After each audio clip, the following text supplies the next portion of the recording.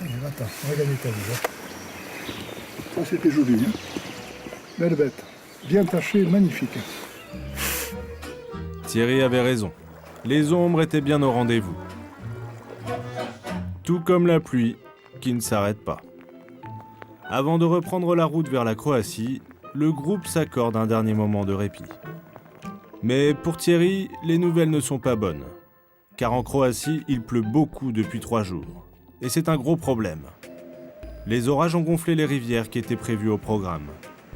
Les niveaux d'eau sont à leur maximum et il est quasiment impossible de pêcher dans ces conditions.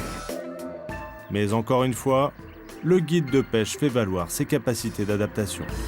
J'ai fait jouer mon réseau de connaissances locales qui m'ont informé de ce qu'on pouvait faire ou pas.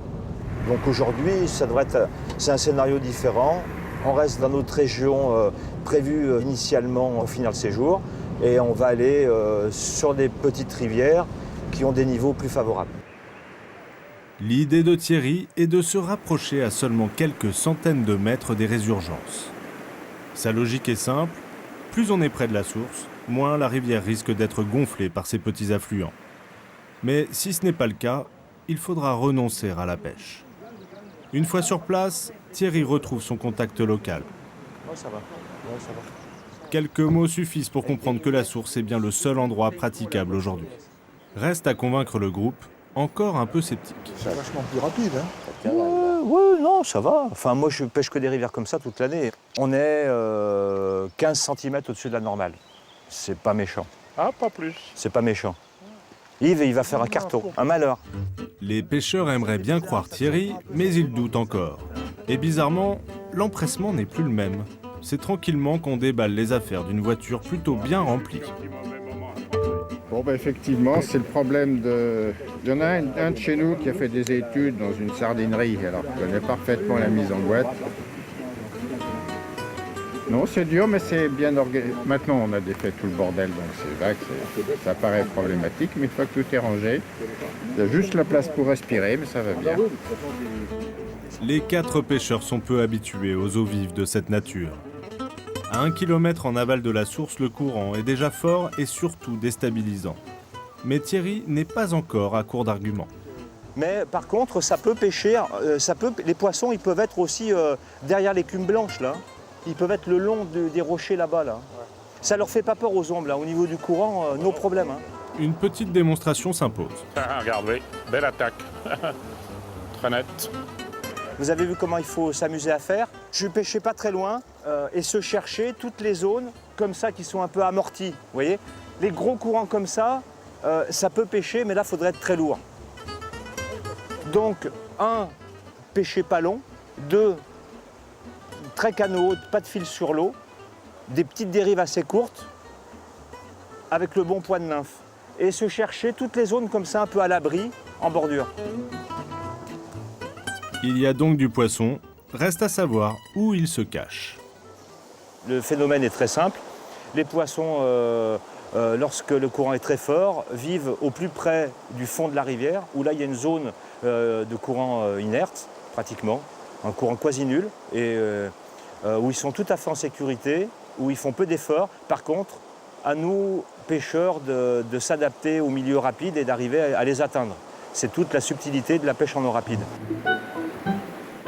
Et c'est bien ça qui fait peur à Philippe. Car même avec un bâton de wading taillé sur mesure, il n'a pas tellement envie de jouer les équilibristes. Et quand on n'ose pas prendre de risques, on reste au bord, ce qui n'est pas très efficace. Mais là, tu vois, c'est trop plat. Les poissons, ils ne seront pas arrêtés là. Il faut que tu les cherches là, là derrière, ou alors au-dessus, tu vois, dans les eaux qui sont plus foncées. La tournée continue. Sous l'œil attentif du coach, les élèves progressent. Indiquer le bon emplacement, affiner le posé de la mouche, Thierry est présent dans toutes les situations pour améliorer les compétences de ses protégés.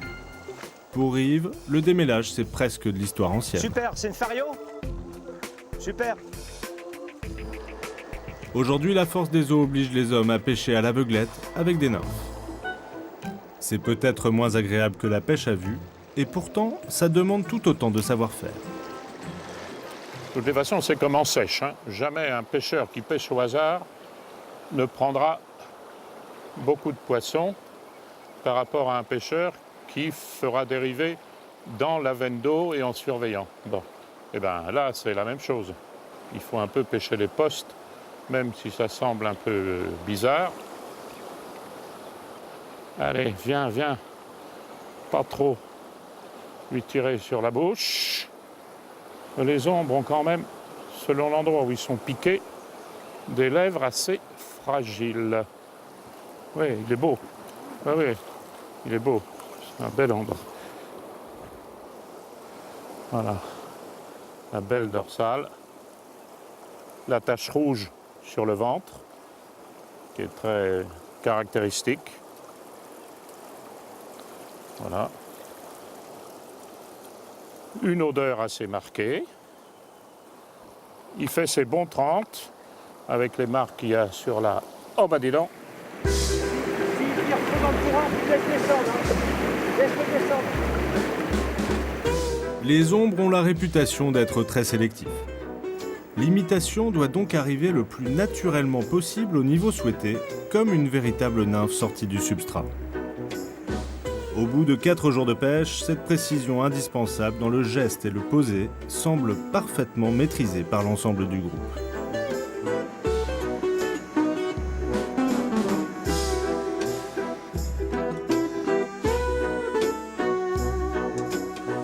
Dans ce type de voyage, la pêche occupe une place prédominante. Seules les heures de repas permettent un regard furtif sur la vie locale. Au cœur de ces montagnes peu touristiques, loin des idées reçues des pêcheurs, une Croatie accueillante, chaleureuse et plus riche que ce qu'ils imaginaient se découvre. Mais les repas ne durent jamais vraiment longtemps. En milieu d'après-midi, le groupe repart vers la source. Cette fois-ci plus en aval, dans des eaux plus calmes.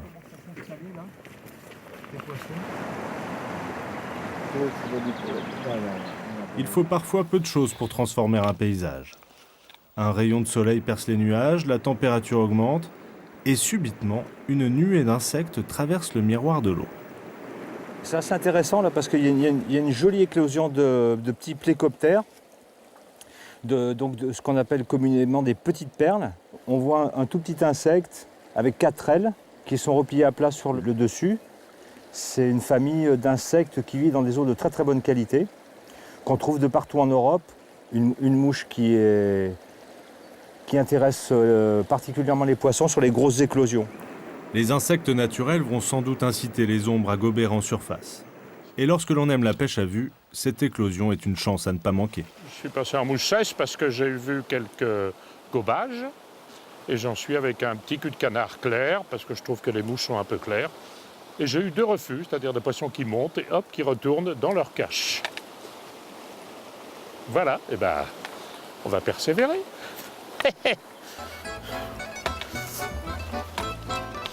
Maximum à droite, encore plus, encore plus. Là il est bon, on l'a comme il faut dans le courant là. Dans le courant, le petit courant là, c'est super. Ça repart, ça repart, ça repart. Et ben laisse-le partir. Mais calme à droite toujours. Oui, oui.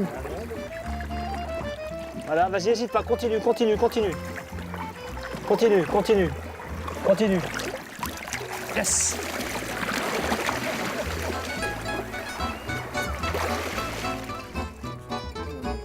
Magnifique. Super. Très très beau poisson.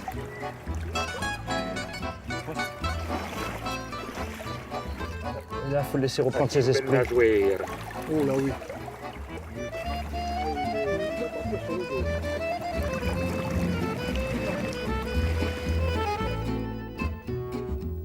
L'eau près de la source est d'une limpidité surprenante. Alain pose sa canne, il veut admirer le paysage. Avec Thierry, il décide d'encourager son copain Philippe. Philippe, tourne-toi vers la droite plutôt. Voilà, reste de ce côté.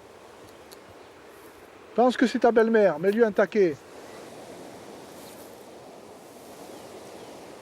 Mais c'est essentiellement des ombres, hein. J'ai pas pu attraper une seule truite. Ouais. Mais les farios, faudrait les chercher particulièrement sur les bordures. En bordure.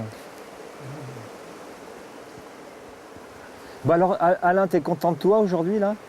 Je suis surtout content de toi parce que tu nous as emmenés dans un coin qui est super. Moi, j'y suis pour rien. Hein. Ah bah écoute, tout le plaisir est pour moi. Hein. Ah, Si parfait. tu t'es fait plaisir, Ah oui, là, je me suis éclaté aujourd'hui. Les derniers fouets battent l'air avant que l'équipe ne rejoigne son auberge de montagne. Au final, en dépit de la crue des eaux, Thierry a réussi à sauver une journée de pêche grâce à son réseau d'amis. Le beau temps de ce soir est de bon augure. Mais le problème persiste. Car s'il se met à pleuvoir cette nuit, la journée de demain risque aussi d'être annulée.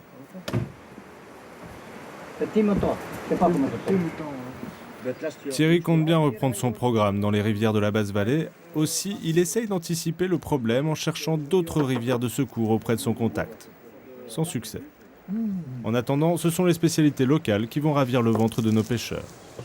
Ça, c'est top, ça. Tu bouffes tellement d'oignons que j'ai l'impression que ta femme te frustre. c'est de la saucisse d'ours. Ça, c'est du vrai. Hein. C'est pas fait au colorant. Hein. Demain, il va falloir compter avec la chance.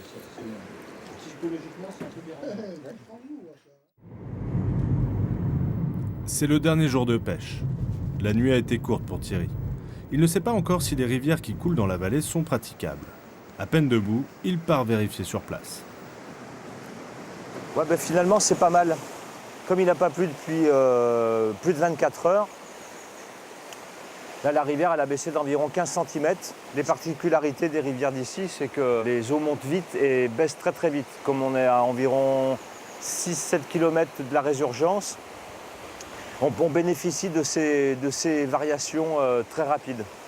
Je pense que même en fin d'après-midi, ça va être nickel. Explorateur, déterminé, pointilleux et maintenant optimiste, décidément, ce guide ne manque pas de ressources.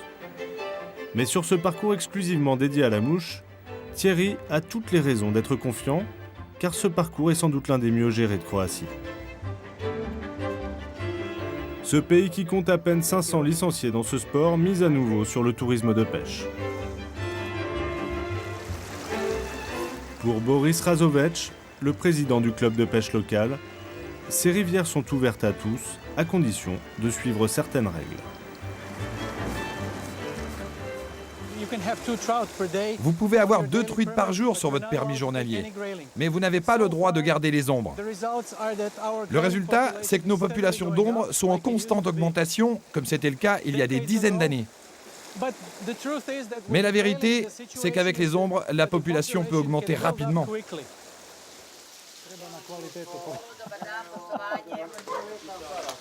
Le no-kill pour les ombres, mais pour ce qui concerne les truites fario, Boris a choisi une autre méthode de gestion. Bienvenue dans un orphelinat très particulier. Vous voyez, ce sont des truites fario, de 4 mois et demi maintenant. Et ces petits poissons vont être relâchés dans nos zones d'alvinage. C'est comme ça que nous stockons notre ressource pour produire de la qualité. Nous les concentrons en grande quantité dans des ruisseaux d'alvinage. C'est ça l'idée. En fait, pour améliorer les rendements, Boris donne un petit coup de pouce à la nature. Il récupère des truites de souche locale, prend leurs œufs et les protège. De cette manière, 90% de ces truitelles ont une chance de survie, contre 15 à 20% dans la nature. Grâce à cette gestion intelligente, Boris espère que ces rivières retrouveront leur prestige d'antan, lorsque la Croatie était l'une des destinations phares du tourisme de pêche. Et ce n'est pas sans émotion que Boris replonge dans les archives de son club. Des articles et des photos noires et blancs qui témoignent d'une époque glorieuse. Boris réserve même une surprise. Il a retrouvé une anecdote sur des pêcheurs français. Elle date des années 50. L'article dit « Des Français viennent pêcher dans notre région ». Il y a une petite histoire sur un Français qui s'est retrouvé face à un grand saumon du Danube. Il était en train de sortir un ombre et un huchon, ou comme vous dites, un saumon du Danube, a surgi pour dévorer l'ombre. et il s'est retrouvé paralysé, comme si quelque chose de terrible allait arriver. Il n'avait jamais vu un poisson de 10 kilos évoluer dans une rivière de cette taille. Le club de pêche de Boris vient de fêter ses 82 ans et l'histoire qu'il vit depuis avec les pêcheurs étrangers n'est pas prête de s'arrêter. Retour dans la basse vallée avec Thierry. Je suis au top. Il est rassuré, le programme se déroulera comme prévu. Et Yves, il est au top aussi? Il est toujours au top. Au top. Ici, il a fait mauvais pendant 3 jours. D'un coup, le soleil arrive. Ça peut être très intéressant. Et surtout, on est en début de saison quand même. Hein. On est au printemps. Là encore, on n'est pas rentré dans les rivières sont loin d'être en étiage. L'eau est fraîche. Le poisson n'a pas vu encore beaucoup de pêcheurs. Il y a des tas de facteurs qui font que c'est au top. On va vérifier sur place.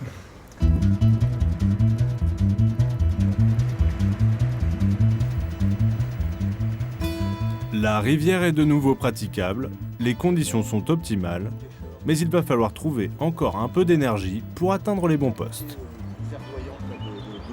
De l'autre côté, oui. Les poissons vont être alignés tout le long. Là. Il faut aller de l'autre côté, là. Ce qu'on peut tenter, mais j'ai tenté, c'est de traverser la rivière. Oui, oui.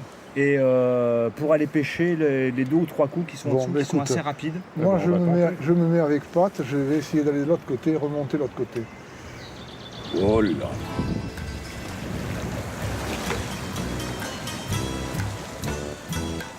La pêche et la marche sont 2 sports complémentaires.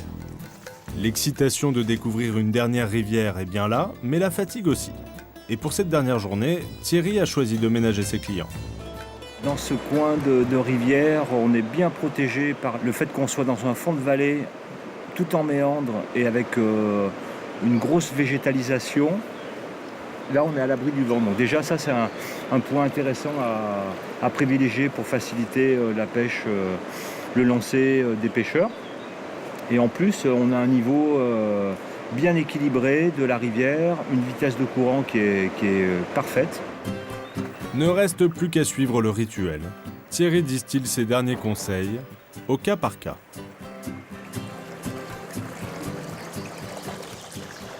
Donc tu vois, là, on est à... Bah ça va, l'eau, elle fait... 5.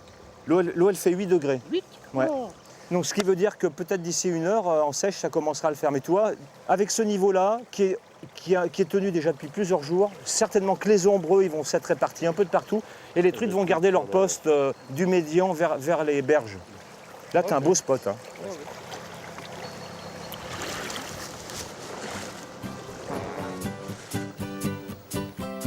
Pour Philippe, le féru de technique, chaque instant compte et la traque continuera jusqu'à la dernière minute du séjour. Mais qu'il y ait des ombres, des truites ou rien du tout, ça n'a plus beaucoup d'importance.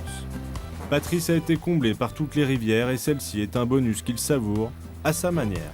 L'avantage de celle-ci, c'est qu'elle est très reposante. On est en fin de séjour, on commence à avoir le dos qui commence à souffrir, surtout qu'on n'est plus non plus de première jeunesse, donc ça se sent. Et ça, voilà une rivière, j'allais dire pépère. Bien qu'on récuse le terme entre nous, mais enfin, il faut bien le reconnaître.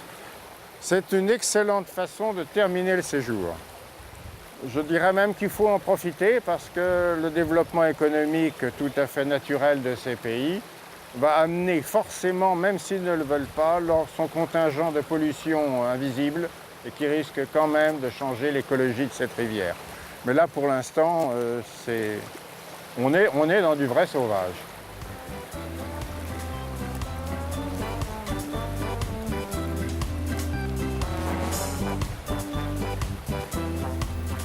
La bande de copains n'en est pas à son premier voyage de pêche. En 35 ans, ils ont déjà visité des dizaines de rivières ensemble. Et pourtant, ces eaux vives des Balkans ont encore enrichi leur connaissance dans les subtilités de la pêche à la mouche. Il y a deux éléments diaboliques dans une ligne de pêche. C'est l'hameçon qui s'accroche partout, il est fait pour ça. Puis la ligne qui est très fine, donc qui a une tendance aussi à faire des nœuds, des twists insensés qu'on fait en 1 seconde et il faut 1 demi-heure pour le défaire. Et pendant ce temps-là, on ne pêche pas. Il est incontestable que la pêche à la mouche est une école de patience. Je dirais plus la persévérance que la patience. Mais la vraie qualité du pêcheur à la mouche, indispensable, c'est l'analyse, l'observation. Oui, effectivement, la pêche, aussi bien en sèche qu'en nymphe, s'apparente un petit peu à la chasse parce qu'il y a une recherche des endroits où peut se trouver le poisson. Et puis la bonne décision technique après, pour trouver la solution qui convienne. Qu'ils soient techniciens, prédateurs, poètes ou simples apprentis, ils ont tous redécouvert quelque chose cette semaine. Cette passion de la mouche est un formidable moyen d'expression. Beaucoup plus qu'un simple loisir, cette recherche du poisson, cette quête du dérisoire est surtout un prétexte à l'introspection et à une meilleure connaissance de soi. Ah, il est en train de se décrocher d'ailleurs. Tu l'as fait en sèche? Oui, oui, oui. Hein? Sur un petit cul de canard. Ah, super.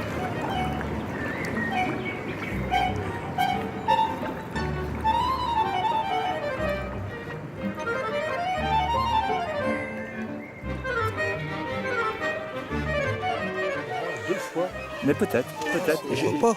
Elle a C'est pas certainement sauté. le plus beau combattant, là. Ouais, marsouiné. Non, mais plus que Marseille, C'est c'est jamais rendu, complètement en ce dehors. Globalement, il y a quand même une variété intéressante. C'est magnifique. Moi, je suis ravi. Hein. Puis les rivières sont surtout très variées. Il y a de quoi Il faire.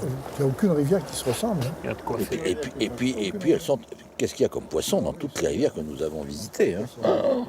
Ah, c'est un pays où je reviendrai facilement. Mais bon. Tu vois. Bon, bah, santé. Hein. Et puis, au Balkan libre.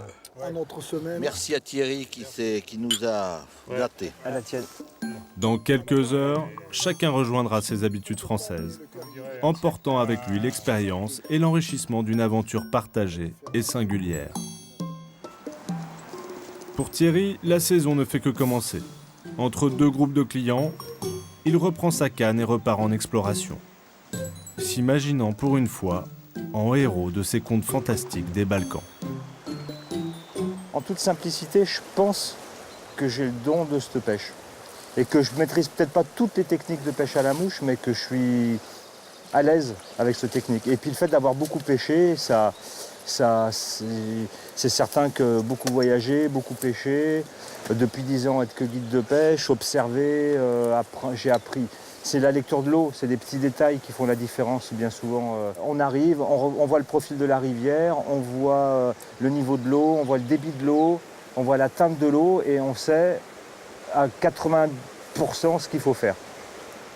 Et je crois que c'est ça, et ça c'est le temps passé. Et finalement, aujourd'hui, je me rends compte de par les stages et les séjours, je reçois plein de gens qui ont probablement des super disponibilités pour pêcher à la mouche, mais hélas, ils peuvent pêcher que 10 ou 15 jours par an.